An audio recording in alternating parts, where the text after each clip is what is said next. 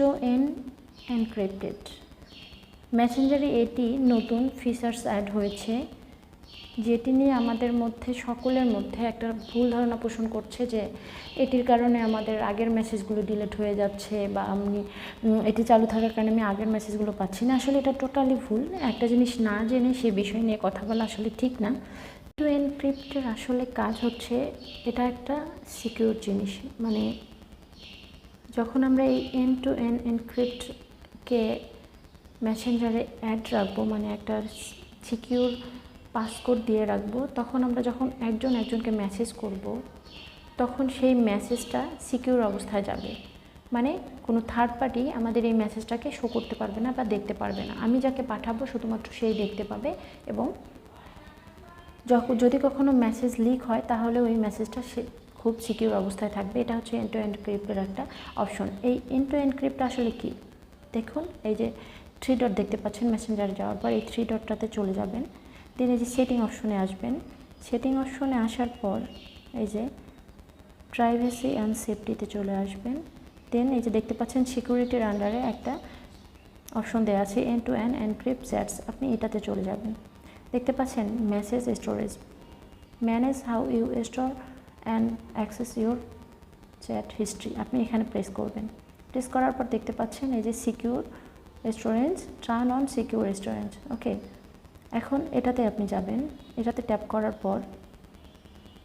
পর দেখতে পাচ্ছেন ক্রিয়েট এ 6 ডিজিট পিন, মানে আপনাকে এখানে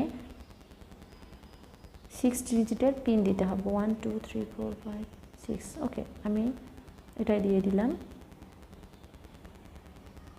আমি কনফার্ম করার জন্য আবার আমার এখানে লিখে দিতে হবে। ওকে, সাবমিট।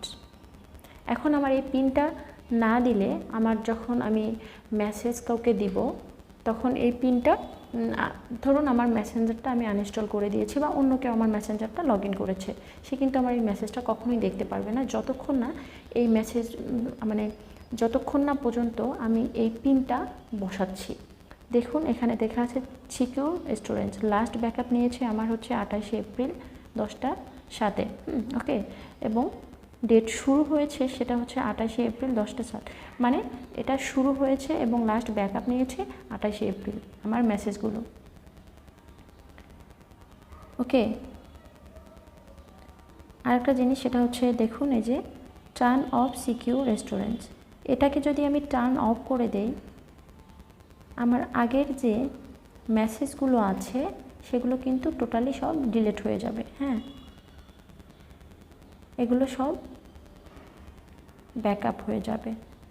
দেখুন আমি এটাকে অন করছি না, একটা আছে delete and turn off secure storage, আমি যদি এটাকে অন করে দিই তাহলে দেখুন end to end encrypt message on backup remotely your current storage there message if you lose this device.